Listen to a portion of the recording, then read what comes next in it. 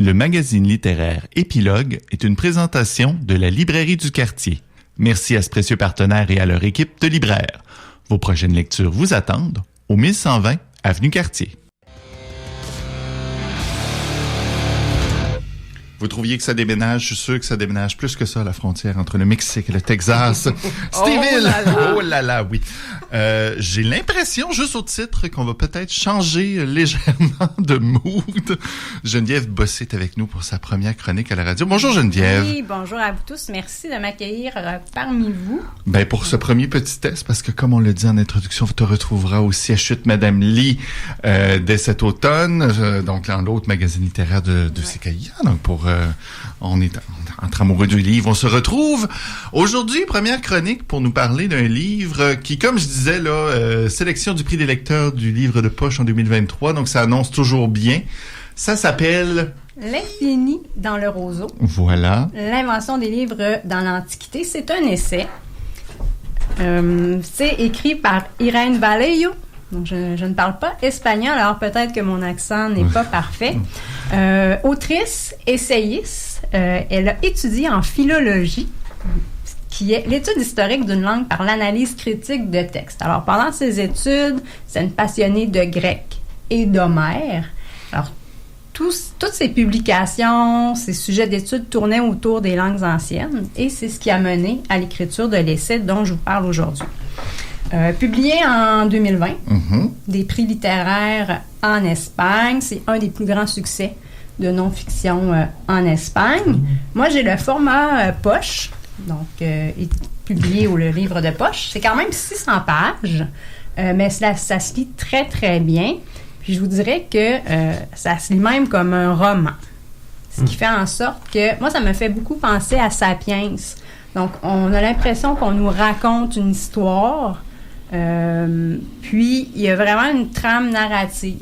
Donc, on a l'impression que l'autrice nous raconte l'histoire des livres. Alors, ça, on aime ça, ces livres-là. Au-delà de juste la prémisse historique, là, il y a vraiment comme un côté thriller, roman. Mais comment l'histoire du livre peut devenir un thriller? C'est que Irene Vallejo a réussi... Outre toutes les informations historiques, parce qu'il y a un travail colossal de recherche, elle a inséré des références culturelles, cinématographiques, des anecdotes, de l'humour, il y a même du suspense. Ça fait en sorte que ça crée un amalgame, selon moi, qui est parfait. Puis, j'ai fait mes recherches avant de venir, puis c'était un de ses objectifs à l'autrice que son essai soit conçu pour être lu avec l'émotion d'un roman. C'est un livre qu'on peut déposer, laisser de côté 2-3 jours, on le reprend. Moi, je l'ai lu en 3 semaines, mais j'aurais pu facilement le lire en 4 ou 5 jours. Mais j'ai voulu étirer le plaisir. Voilà. Mon verdict, c'est... je suis une grande amoureuse de la lecture et des livres. Alors moi, c'est un ouvrage que j'ai adoré. Puis, ça nous rappelle que le livre, ben, il existe toujours dans sa forme quasi originale. Puis, j'avais un petit passage à vous lire parce que je trouve que ça représente vraiment... tout ce qu'on trouve dans l'essai. Le livre a surmonté l'épreuve du temps, a démontré qu'il était un coureur de fond. Chaque fois que nous sommes réveillés du rêve de nos révolutions ou du cauchemar de nos catastrophes humaines, le livre a toujours été là. Comme dit Umberto Eco, il appartient à la même catégorie que la cuillère, le marteau, la roue ou les ciseaux. Depuis leur invention, on n'a jamais rien trouvé de mieux. Alors, le livre papier est toujours là, malgré... malgré récemment les tablettes, les liseuses et tout ça, on continue encore beaucoup de lire en papier, oui. Oui. Irene Vallejo traite beaucoup de la complémentarité et non pas du remplacement. Donc, je trouvais que cette facette-là, elle était intéressante. Revenons à nos moutons ou à notre roseau. L'essai est divisé entre 2 grandes parties, la Grèce antique et Rome. Alors, elle débroussaille tout ça. Dans la première partie, il est question d'Alexandre le Grand, de ses idées de grandeur, de la création de la fameuse bibliothèque d'Alexandrie. il aurait dormi avec son exemplaire de l'Iliade. Donc, les livres étaient vraiment partout. On parle aussi de Marc-Antoine qui, pour séduire Cléopâtre, lui aurait apporté 200 000 livres, 200 000 volumes pour la grande bibliothèque. Alors, le livre est un objet de désir et d'amour. Tandis que la deuxième partie, où les questions de Rome, l'Empire romain, bien, les Romains, eux, réalisent qu'ils ont plus ou moins de culture. Donc, ils vont chercher tout ce que les Grecs ont écrit, ont produit, puis là, se sont dit, mais là, copier des livres, c'est une tâche quand même assez lourde. Allons voler les livres pour les récupérer. Alors ça, c'est les deux grandes parties. Au travers de toutes ces informations touristiques, oui. Oui, parce qu'on fait le tour du monde. Parce qu'on se promène aux États-Unis, en Europe, en Asie. Donc, oui, c'est un beau voyage autour du monde. L'autrice, justement, à l'aide de ses références cinématographiques, littéraires, elle nous ramène au présent. Donc, ce qui fait qu'il y a toujours un aller-retour entre le passé, le présent, l'époque actuelle, l'époque d'après-guerre, le Far West américain. Donc, ça peut toucher, oui, les amoureux des livres, mais aussi les amoureux de l'histoire. Parce que c'est, oui, le livre, mais le livre est partout. Ce qui fait que ça peut plaire à un éventail de lecteurs assez grand. Il est question de la fameuse censure. Évidemment, quand on parle de livres, on parle de censure. Il y a plein de petites anecdotes que je dirais savoureuses que moi j'ai apprises, dont la tentative d'Amazon en 2009 de supprimer tous les 1984 de George Orwell des Kindle de ses clients. Oui. Ah, je savais pas qu'il avait fait ça. Oui. Annie non plus, apparemment, à ses yeux. Moi non plus. Oui. Donc, c'est dans le livre. Moi, je ne savais pas non plus. Sur la base de? Soi-disant conflit de droit d'auteur. Yeah, right. C'est dans le public, anyway. Voilà. Donc, on pourrait discuter d'Amazon, mais c'est une anecdote. Ben, ça montre quand même encore justement le poids social que peut avoir un livre si on cherche à l'éliminer encore aujourd'hui, voilà. Oui, tout à fait. Alors, on parle de la destruction de livres, on parle aussi d'auteurs qui ont fait histoire, donc Salman Rushdie, ses versets sataniques.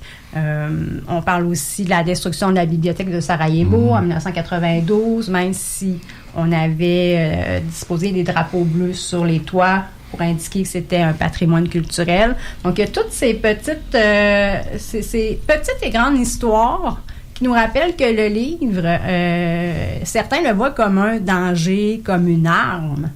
Mais finalement, le livre permet justement de se protéger parce qu'il nous éduque, parce qu'il nous informe, parce que c'est une source de connaissances infinie. Donc, il y a tout ce volet-là aussi dans le livre. J'ai particulièrement aimé le chapitre libraire, métier dangereux. Alors, Julie, je te regarde. Oui, une grande cascadeuse de la littérature, moi. Puis, je suis tombée sous la chambre des bibliothécaires à cheval au Kentucky, aux États-Unis. À une certaine époque, ces bibliothécaires-là, c'était toutes des femmes. Elles parcouraient parfois 30 km chaque jour pour aller porter des livres aux familles désœuvrées qui vivaient en campagne éloignée. Donc, j'ai trouvé ça très, très beau comme histoire. Bref, peut-être que mon bref est trop tôt, mais il y a beaucoup de belles histoires autour des livres dans cet essai-là, mais il y a aussi beaucoup d'informations au sujet du livre en tant qu'objet. Moi, je suis une amoureuse de la lecture, mais j'avoue que l'objet, il est aussi important pour moi. Puis j'ai déjà lu, je sais pas dans quel livre ou revue, que quand on a des livres chez soi qu'on n'a pas encore lus, ben c'est comme une bouteille de vin. Ils sont là, les bouteilles de vin sont là. Alors, je ne suis pas obligée de les lire tout de suite. Alors, moi, c'est ma façon de me déculpabiliser. d'avoir des livres en attente. On apprend beaucoup de trucs sur les différents formats de livres dans l'histoire, d'où vient le titre, pourquoi un jour on a décidé de donner un titre, pourquoi un jour, on va numéroter les pages. Donc, on apprend plein de trucs sur le livre en tant qu'objet. Puis, je reviens un peu sur la censure parce que j'avais préparé une belle petite citation là, qui donnait le ton. Oui. Oui. Ça fait aussi référence à la destruction de livres, puis le livre, c'est mal, il doit disparaître. Quand un livre brûle, quand un livre est détruit, quand un livre meurt, c'est une part de nous-mêmes qui est irrémédiablement mutilée. Quand un livre brûle, toutes les vies qui l'ont rendu possible meurent aussi. Toutes les vies contenues en lui et toutes les vies auxquelles ce livre aurait pu, dans le futur, apporter de la chaleur et du savoir, de l'intelligence, du plaisir et de l'espoir. Détruire un livre, c'est littéralement assassiner l'âme de l'homme. Donc, je trouve que c'est une belle façon d'expliquer, de décrire tout ce que le livre peut apporter. Comme disait Daniel Samperé dans L'ombre du vent, quand on a un livre, on n'est jamais seul. Donc, ça fait un peu tout le tour du livre, de l'histoire. Et le titre, L'infini dans un roseau, c'est qu'on prenait la pulpe du roseau pour faire les papyrus. Donc, ça explique le titre de l'essai. Donc, je rappelle le titre. Oui. De l'infini dans un roseau, d'Irène Vallejo, prix des lecteurs, sélection 2023, disponible dans les librairies, bibliothèque municipale aussi. Puis ceux qui lisent espagnol, il y a un roman graphique qui a été fait. Il est seulement en version espagnole pour le moment, mais disponible en prêt numérique, celui-là, le roman graphique. Puis, donc, c'est disponible, ça se lit comme un roman. Je vous dis, vous allez vivre des émotions. Peut-être moins intenses que le roman d'Ali, oui. Mais c'est réconfortant. Des émotions différentes. Ouais. Voilà. C'est très, très doux. Ben c'est ça, mais ça a l'air d'un beau voyage culturel, quand même, historique. Tout à fait. Le livre comme prétexte de revoir plein de choses. Ça a l'air vraiment fascinant. En tout cas, tu as mis beaucoup de post-it sur le côté. Donc, on voit qu'il y a beaucoup de moments qui ont l'air fort intéressants. Il a été lu. Il a été lu, oui. Puis Annie, je pense que pour pratiquer ton espagnol, peut-être que l'œuvre graphique, ça te parle. Donc, merci beaucoup, Geneviève. Merci. On parlait de roseau, mais on va l'écouter. Les Cowboys fringants, la chaîne et le roseau.